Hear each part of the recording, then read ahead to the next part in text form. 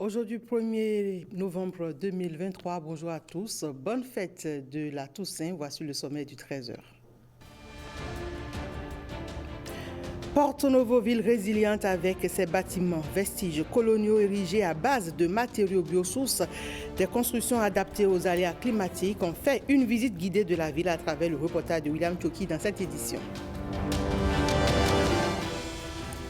Plusieurs nominations, 5 communications et 5 mesures normatives vont découler de la réunion tenue hier entre le chef de l'État et les membres de son gouvernement. Le compte rendu de toutes les décisions dans un instant. Rentrée parlementaire hier à Porto Novo, les députés apprécient le discours du président de l'Assemblée nationale, Louis Vlavonou. Suivez leurs impressions dans ce 13h.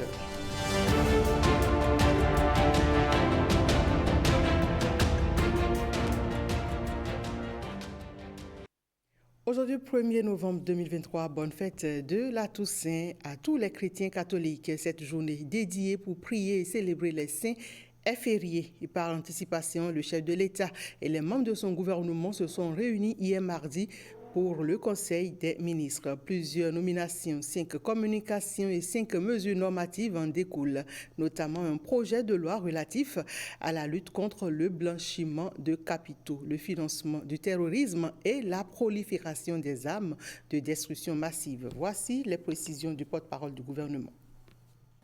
Nous sommes mardi le 31 octobre 2023 et le Conseil des ministres qui s'est réuni sous la présidence du chef de l'État, M. Patrice Talon, a donné lieu aux décisions que voici.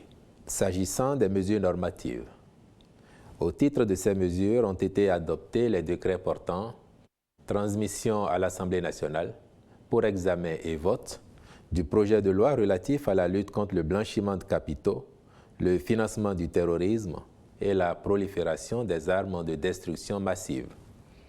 Modification du décret numéro 2022-073 du 9 février 2022 relatif aux conditions et modalités de délivrance des agréments pour la fabrication et l'importation du tabac, ses dérivés et assimilés en République du Bénin. Désignation de l'autorité de contrôle et de supervision du secteur immobilier en matière de lutte contre le blanchiment de capitaux, le financement du terrorisme et la prolifération des armes de destruction massive. Modification des statuts de l'Agence nationale du domaine et du foncier, nomination de commissaires aux comptes auprès de certaines entreprises publiques. S'agissant des communications, en point 1, réhabilitation des lampadaires solaires photovoltaïques et des lampadaires conventionnels. Avec les divers chantiers de rénovation d'infrastructures, de construction de monuments, d'aménagement de places publiques et de boulevards exécutés sans interruption depuis 2016, la ville de Cotonou connaît une transformation qualitative qui en fait une destination de plus en plus attractive. Mais force est de constater que les principales voies d'accès à la ville, la nuit tombée, se trouvent plongées dans une obscurité totale.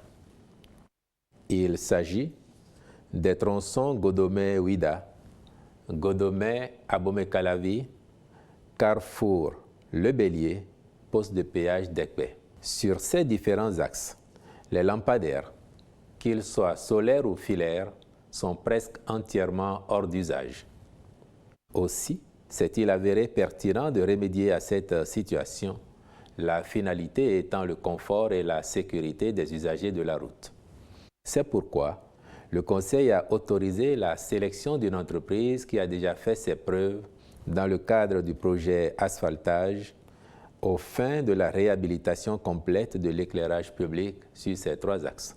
En point 2, contractualisation pour l'exécution, le contrôle et la surveillance des travaux dans le cadre du renforcement du système d'alimentation en eau potable de la zone d'Akpakpa et Aglangandan.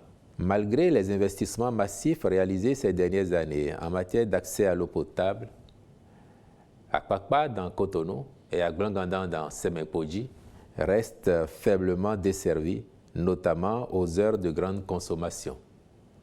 Un déficit structurel de production d'eau estimé à 1200 m3/h explique les désagréments observés.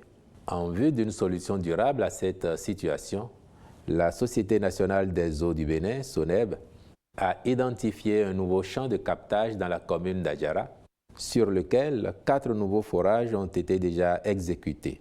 Les présents travaux comprennent, entre autres, l'équipement et le raccordement de ces 4 nouveaux forages d'exploitation pour un débit global d'au moins 600 m3/h, la construction d'une nouvelle station de traitement d'eau en béton armé de capacité 1000 m3/h située à PK18, route de Porto Novo, intégrant un bâtiment d'exploitation, un bâtiment de pompage, des équipements de traitement et de pompage d'eau.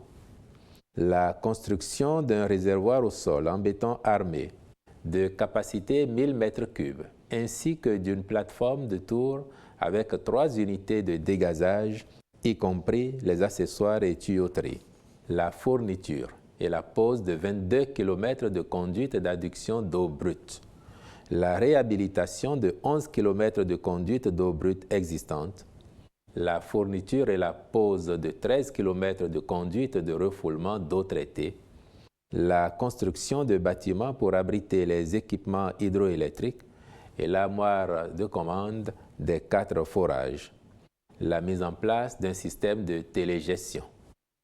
Le Conseil a donc autorisé la contractualisation avec une société et un cabinet ayant l'expérience requise pour l'exécution, le contrôle et la surveillance des travaux, dont la réalisation est prévue pour tenir dans un délai de 16 mois. En point 3, mission de maîtrise d'œuvre complète pour les travaux d'aménagement des sites retenus dans le cadre des manifestations culturelles des Vodou Days.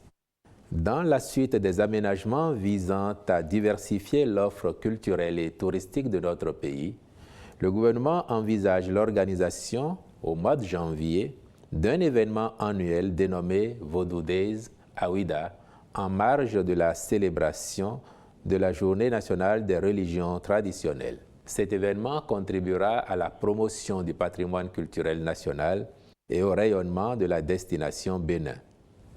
Dans ce cadre, les sites du Fort français, de la forêt sacrée, de la place Marot, de l'esplanade du Temple des Pitons et du village de la plage près de la porte du non-retour ont été identifiés pour être aménagés afin d'accueillir les différentes manifestations dès l'édition 2024. Le Conseil y a marqué son accord, à charge pour les ministres concernés de veiller à la bonne conduite des chantiers. En point 4, construction de 253 logements sociaux et économiques à Parakou. Avec Abomey-Calavi et Porto Novo, Parakou fait partie des villes retenues pour accueillir des logements sociaux et économiques. Les travaux de viabilisation ayant été engagés sur l'ensemble des 3 sites, les obstacles qui entravaient la mise en œuvre de ce projet à Parakou ont été levés. Le Conseil a donc autorisé la signature des contrats de marché irrelatifs. En point 5, contractualisation pour les études architecturales et techniques du projet d'aménagement de la berge sud-ouest de la lagune de Cotonou et du quartier Oulakodji. Le dit projet ambitionne de réaliser des aménagements pour faire de la ville et la lagune un système intégré et un levier de développement de la municipalité dans sa globalité, avec comme point d'attraction le quartier Oulakodji. Il est attendu que les travaux ainsi envisagés génèrent une économie urbaine qui privilégie des activités parfaitement intégrées dans une fonctionnalité urbaine harmonieuse, la valorisation et la mise en scène de l'ensemble des qualités de cet écoquartier. De façon spécifique, un programme mixte avec des aménagements d'espaces balnéaires et de loisirs sera développé le long de la berge en alliant sécurité et confort. Les présentes études permettront de disposer des documents indispensables à la sélection des entreprises ainsi qu'à la passation des marchés. S'agissant enfin des mesures individuelles, les nominations ci-après ont été prononcées sur proposition des ministres. Au ministère des Affaires étrangères, directeur de cabinet, Madame Inès Kérékou. Directeur adjoint de cabinet, Madame Agnola Arouamenou. Secrétaire général du ministère, Monsieur Franck Carmel Aupoint Afoukou. Secrétaire général adjoint du ministère, Monsieur Martinien Ako.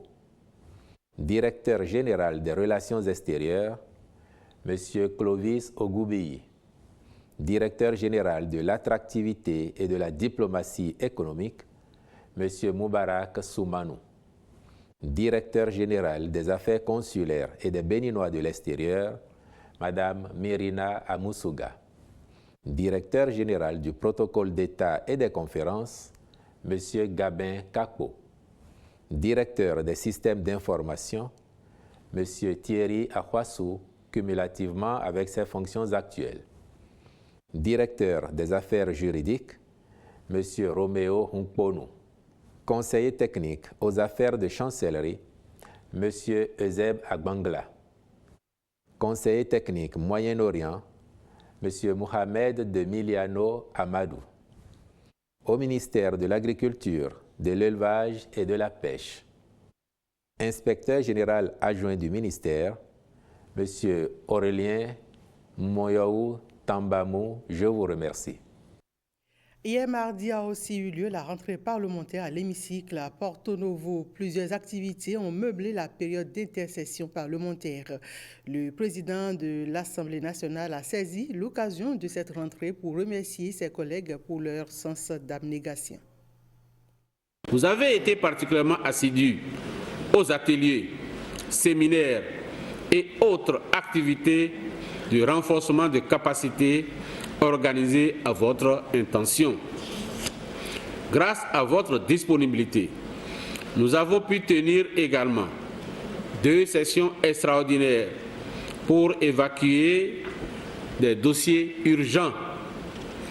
À cet égard, je ne peux que me féliciter de l'adoption à bonne date par notre Parlement le lundi 2 octobre dernier du budget de l'institution dont le montant a été intégré tel quel dans le projet de loi de finances que nous nous préparons à examiner.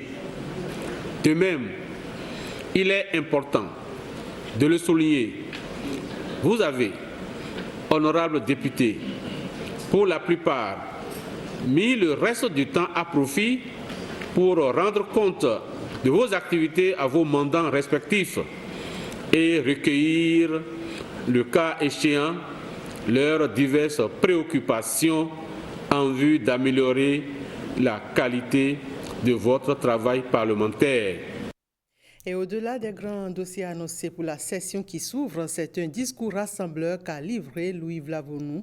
C'est ce que pensent en tout cas quelques députés interrogés après la cérémonie d'ouverture. Ils sont au micro de Fimem Bassao et Michel Egbe. J'ai retenu des passages qui m'ont marqué parce qu'il a reconnu l'assiduité des députés. Il nous a félicités et ça nous motive davantage à faire mieux. Nous sommes élus pour une mission, nous devons remplir loyalement la mission. Et je pense qu'à travers ce budget, nous allons essayer de faire tout possible pour que les revendications de nos populations à la base se retrouvent au sein de ce budget. C'est très important. Ça a toujours été des discours qui apportent à réfléchir, des discours qui puisent dans nos valeurs religieuses, dans nos valeurs culturelles, mais également des discours qui comportent suffisamment d'actualité économique et sociopolitique. Et c'est ce qui a été encore une fois le cas. C'est un discours polémique parce qu'il est revenu sur le vote du budget de l'Assemblée nationale qui, selon lui, aurait respecté les dispositions réglementaires, aurait respecté la Constitution, ce qui est archi faux. Et quand il revient sur ça, il touche la sensibilité des députés, surtout les députés de l'opposition. Il a félicité le chef de l'État qui a vu loin en demandant, en invitant le peuple béninois à ne pas faire de gâchis dans les histoires des naissances, à ne pas faire de gâchis, à ne pas faire naître des enfants n'importe comment et ne pas être en mesure d'assurer leur éducation, leur suivi, la santé, etc. Moi, je dis que ce discours enseigne et ça éduque.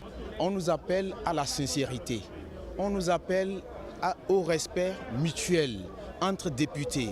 On nous appelle à ce que le peuple attend de nous. Grandement a fait face à simplement ça. Corps aux questions de développement durable que nous recherchons pour notre population. Le président a eu également la peine d'esprit de nous rappeler certains éléments qui sont des éléments essentiels lorsque nous sommes en groupe, à savoir le respect de l'autre. On peut apprécier le gouvernement puisque tout tourne autour du gouvernement et les dispositions qui sont en train d'être prises pour quand même contrer cette affaire de terrorisme.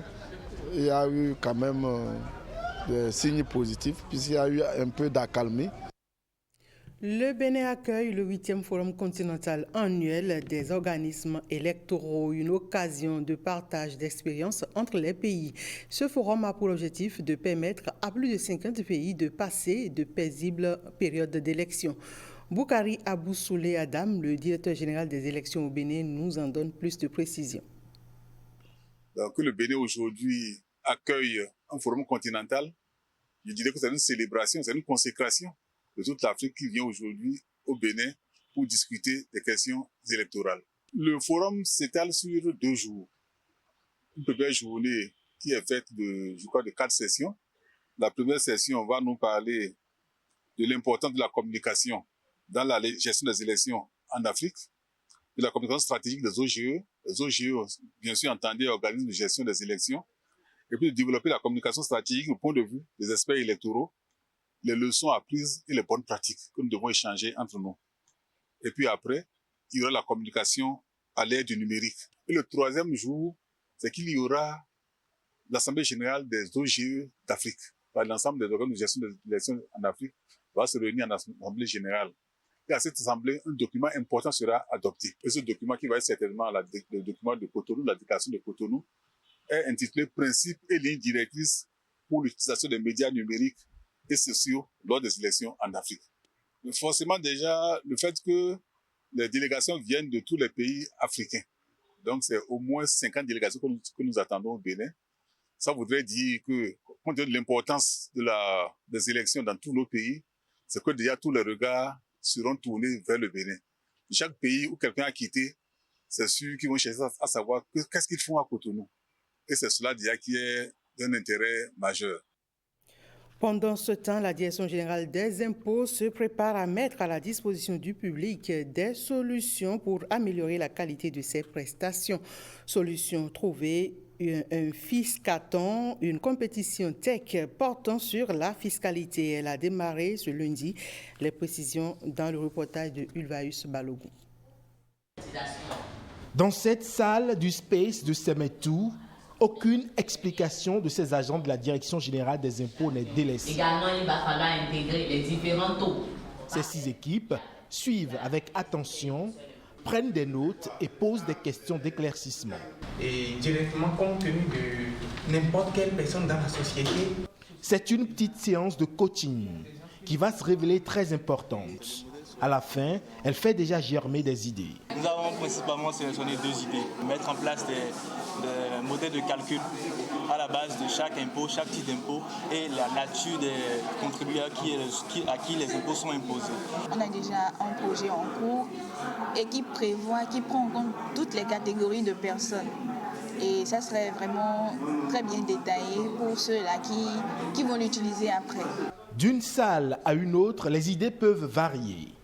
90 jeunes prennent part à ce fiscathon, des développeurs web, des fiscalistes et des designers numériques avec pour challenge la création d'un système entièrement logiciel dans différentes thématiques. Il y a 3 thématiques, à savoir la mise en place d'un système de facture normalisée totalement logiciel. Deuxième thématique, c'est par rapport à la simulation des impôts à payer ou en renseignant leur domaine d'activité, leur chiffre d'affaires et d'autres paramètres, le système leur affiche les différents types d'impôts à payer. Troisième thématique pour finir, c'est que nous voulons impliquer, impacter la couche de contribuables qui payent la TPS foraine. Il s'agit des vendeurs ambulants, les contribuables sans domicile fixe, les marchands, ceux qui vendent dans des marchés, qu'ils soient capables de payer les impôts. Pourquoi pas en utilisant de la messagerie vocale. Le Fiscathon est prévu pour durer 5 jours. Pour stimuler la créativité et l'audace chez les participants, une grosse mise est placée sur les lots. Les laptops seront distribués aux meilleurs. La BOAD va récupérer les meilleurs pour les intégrer dans un système d'incubation. Le 3 novembre prochain, les gagnants seront connus après présentation des solutions par les équipes participantes. Le Fiscathon, ce hackathon sur la fiscalité, est le tout premier au Bénin et même en Afrique.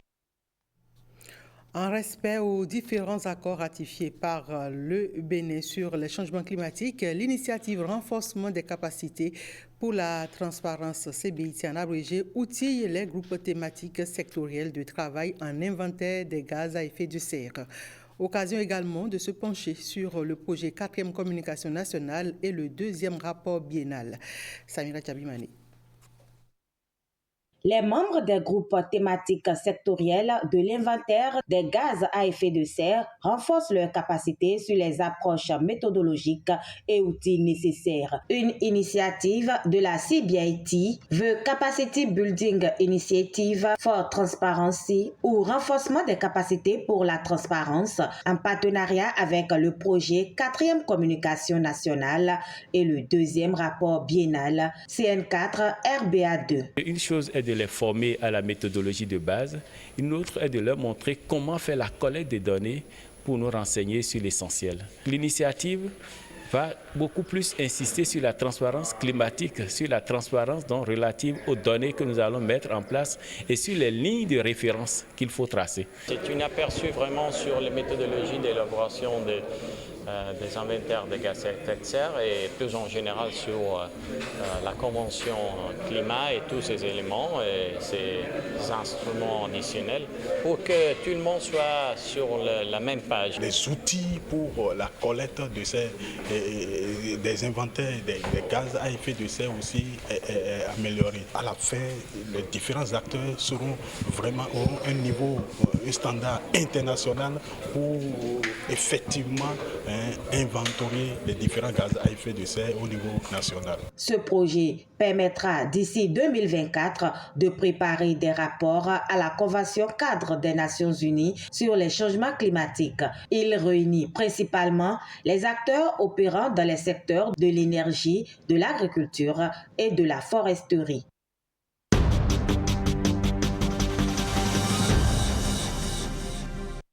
Une descente à présent dans la ville capitale, Porto Novo.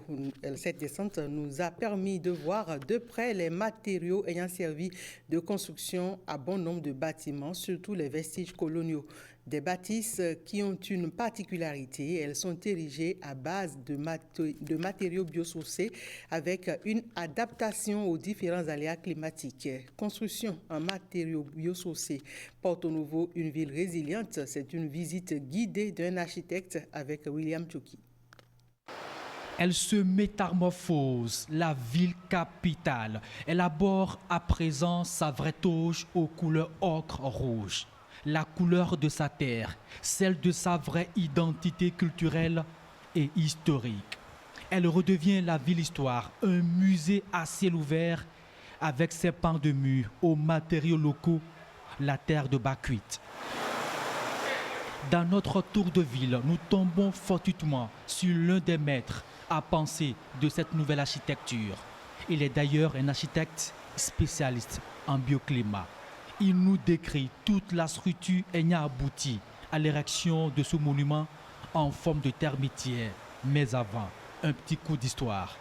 Nous sommes ici devant le monument qu'on appelle la Bessan, qui est dans le premier quartier de Porto Novo. Le roi Tofa est né ici. Et Acté Agbali, en arrivant à Porto Novo, a aperçu une fumée dans ces lieux. Donc c'est là qu'il a déposé ses fétiches pour commencer à fonder le royaume de Porto Novo. Donc c'est un monument qui symbolise l'histoire des 3 chasseurs qui ont retrouvé un monstre à 9 têtes dans une termitière Et à partir de là, toute l'histoire de Porto Novo s'est construite. Un site historique réaménagé en 2007, tout est fait en matériaux locaux pour garantir un confort thermique aux visiteurs sans la moindre climatisation de l'intérieur. La terre est fraîche de la même manière que quand vous mettez de l'eau dans une jarre en terre, l'eau est fraîche. Une maison en terre est toujours fraîche. Quand il fait chaud dehors, elle est réchauffée. Quand il fait froid dehors, car la terre emmagasine la chaleur et restitue aux occupants de la maison. Porto Novo est l'une des villes du Bénin abritant un nombre impressionnant de ces vestiges érigés à base de ces matériaux locaux biosourcés, le palais des gouverneurs, le lycée Bianzin et bien d'autres édifices. Ils tiennent encore debout et résistent aux intempéries. On a besoin de ce genre de construction naturellement climatisée, gratuitement climatisée pour les maisons parce qu'on y vit mieux et on peut durer longtemps sur terre. Nous visitons aussi ce laboratoire, le centre de recherche et de formation en architecture bioclimatique. Un exemple type de maison à 2 niveaux. Fondation en pierre, les élévations en terre, la dalle en terre cuite et terre crue. Une belle maison, en somme. Ce bâtiment est un laboratoire comme vous dites, et cette façade, nous l'avons laissée nue depuis 2 ans pour voir comment les briques qui ne sont pas cuites réagissent par rapport aux intempéries, surtout à l'eau, au soleil, à l'eau qui dégouline le long du mur, pour voir quelle est la réaction de la brique. Et ça nous permet de prendre des données et d'être précis dans nos prévisions par rapport à nos conceptions de plans. Ces matériaux de construction biosourcés, terre crue, en pierre sèche, répondent aux enjeux du développement durable, une empreinte environnementale favorable, car stockant le carbone, une nouvelle filière de développement économique pour les territoires.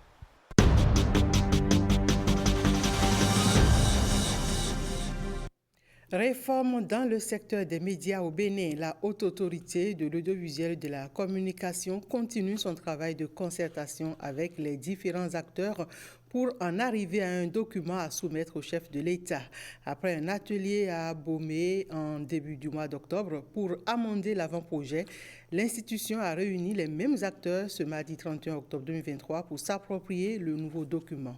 Blaise Adankbo pour plus de précisions. Une presse professionnelle et responsable, des hommes des médias plus épanouis. Je voudrais assigner une mission particulière à la Haute Autorité de l'audiovisuel et de la communication, celle d'engager des consultations sérieuses avec les acteurs de la presse nationale afin de proposer au gouvernement, assez vite, les axes d'une réforme ambitieuse et pertinente du secteur. Personne n'ignore, en réalité, que le secteur des médias au Bénin mérite une thérapie d'envergure pour favoriser l'avènement de véritables entreprises de presse dans lesquelles les professionnels bénéficient de conditions de vie décentes pour cesser d'être exposés aux vices, à la précarité et à l'incertitude du lendemain. La Haute Autorité de l'audiovisuel et de la communication s'est mise au travail. Un avant-projet de rapport a été élaboré. Il a fait objet de discussion du 3 au 5 octobre à Abomey. À Abomey, vous avez donné le meilleur de vous-même en amendant notre avant-projet de rapport des réformes dans le secteur des médias. Quelques jours après le rendez-vous d'Abomey, professionnels des médias, responsables des organes de presse et les conseillers de l'ARAC sont de nouveau autour d'une même table. Vous êtes encore présents pour vous assurer que vos avis, vos propositions, vos suggestions sont prises en compte. Aujourd'hui, après Abomey, vous avez encore la possibilité d'apporter de nouveaux amendements pour parfaire, que dis-je, pour améliorer ce rapport. Le document relatif à la réforme dans le secteur des médias doit être soumis au chef de l'État pour approbation. Une thérapie Du 4 au 11 novembre, Cotonou accueille un grand événement. Le Salon Afrique Unie expose les valeurs du continent. À l'initiative de Ibrahim Keïta, ce salon rassemble les Africains du continent et ceux de la diaspora, les Caribéens et autres afro-descendants. Suivons le point. L'une des priorités de ceux qui viennent soutenir l'Afrique à partir de Cotonou va être la formation professionnelle. Les enfants d'Afrique du monde entier vont être là pour sceller l'union sacrée. Il faut s'ouvrir et donc je pense que quand on est ensemble, par exemple vous avez une industrie, je sais pas moi, de transformation de cacao en poudre. Moi j'ai une usine qui fait du chocolat. On peut se dire mais comment ensemble je vous achète la matière première et moi je transforme la mienne. Il faut qu'ensemble on se dise qu'il est temps de se mettre ensemble pour avancer. Il faut insuffler un nouveau dynamisme aux jeunes Africains à travers ce qui marche afin de les réveiller là où ils semblent somnoler. Il n'est pas intéressant que d'attendre que le jeune soit découragé, qu'il ait son doctorat et que là, face au monde de l'emploi, il ne se retrouve plus.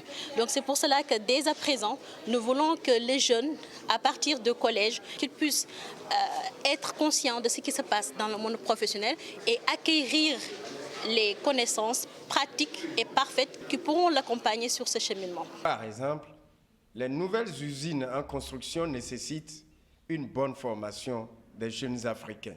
Il faut que dès le départ, les jeunes puissent avoir le choix d'aller dans une formation généraliste, dans une formation professionnelle pour pouvoir, dans 2 ans, 3 ans, 4 ans, pouvoir répondre aux métiers d'avenir, puisqu'on appelle tout ça l'industrialisation de l'Afrique.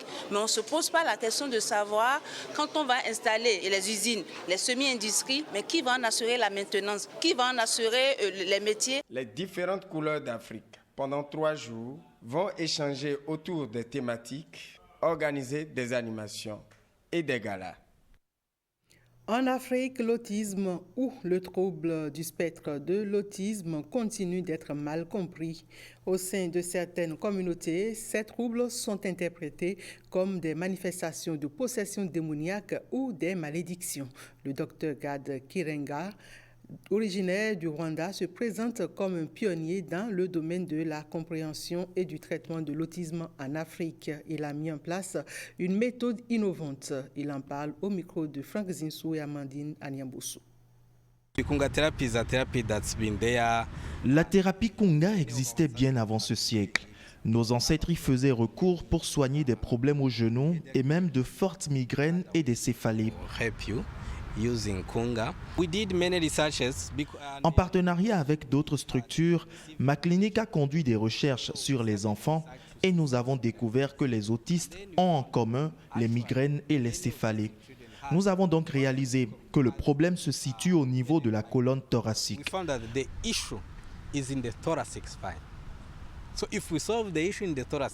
Donc, si nous réglons le problème à ce niveau, nous arrivons à résoudre l'autisme. Au niveau de la colonne thoracique qui se situe ici, il y a les neurones connectés au cœur. S'ils sont réparés après dommage, l'activité cardiaque sera normale, la quantité de cortisol va être réduite et celle de la dopamine va augmenter.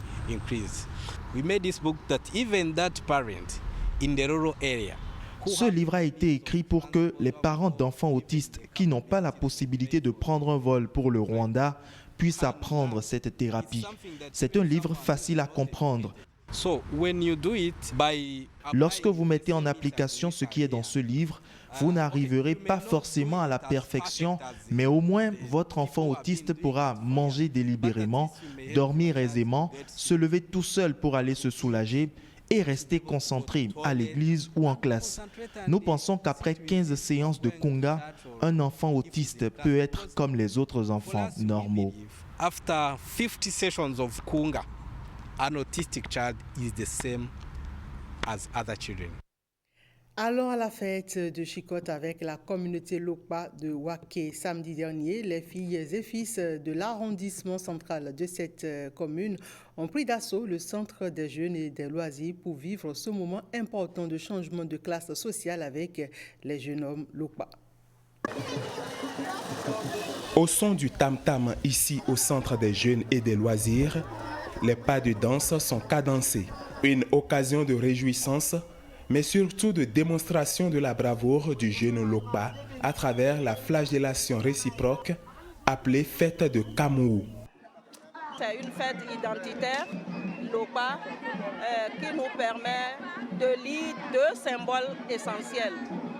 Le premier symbole, c'est le symbole de la démocratie. C'est une arène à l'intérieur de laquelle les jeunes peuvent intervenir et faire des dénonciations et faire des suggestions pour que la société se porte mieux.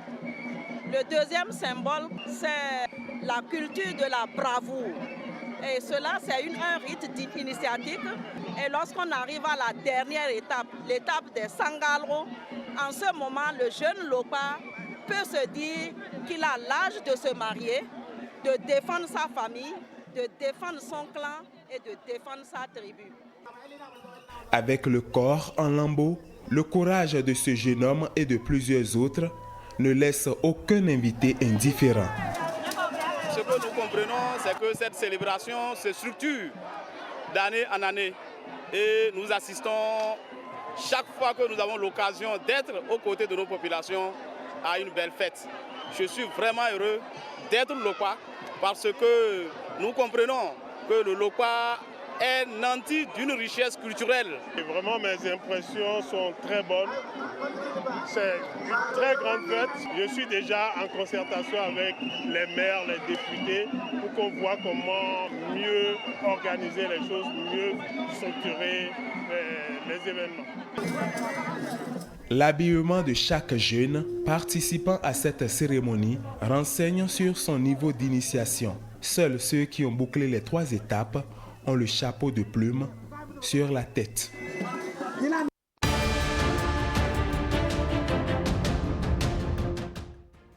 L'actualité internationale nous amène au Mali, au Kenya, en France, au Royaume-Uni, en Norvège, en Espagne, puis au Danemark. Et c'est avec, Marlène Kassa. Les troupes tchadiennes de la MINUSMA arrivent à Gao après avoir quitté ses bases de Tessalit et à Guelok dans le nord du Mali dans le cadre du retrait de la mission de l'ONU dans le pays. La junte militaire qui s'est emparée du pouvoir en 2020 avait exigé en juin que la mission déployée depuis 2013 quitte le pays.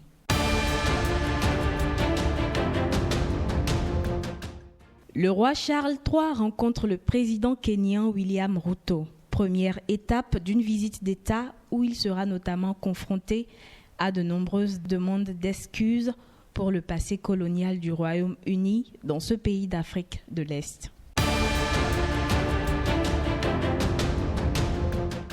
Plus de 100 000 visiteurs ont goûté à l'atmosphère sinistre des quartiers jour du festival d'Halloween de Derry Londonderry, la deuxième ville d'Irlande du Nord. Les organisateurs de l'événement affirment que la ville médiévale fortifiée accueille la plus grande célébration de cet ancien rite en Europe. Les illuminations des rues, les spectacles aériens, la pyrotechnie et la musique, ainsi que les fantômes et les esprits qui traversent la ville pour se joindre aux festivités, apportent magie et malice dans les rues de la ville, faisant frissonner les participants de tout âge. La princesse Léonore, l'héritière du trône espagnol, jure fidélité à la Constitution devant le Parlement le jour de ses 18 ans. Dès cette prestation de serment, l'héritière de la couronne espagnole sera constitutionnellement en capacité de succéder à son père, le roi Philippe VI, à la tête de l'État et des forces armées. Tout en condamnant l'attaque du Hamas en Israël, le Premier ministre norvégien appelle à la proportionnalité et affirme que le drame qui se déroule à Gaza constitue une menace pour les civils et pour les pays de la région.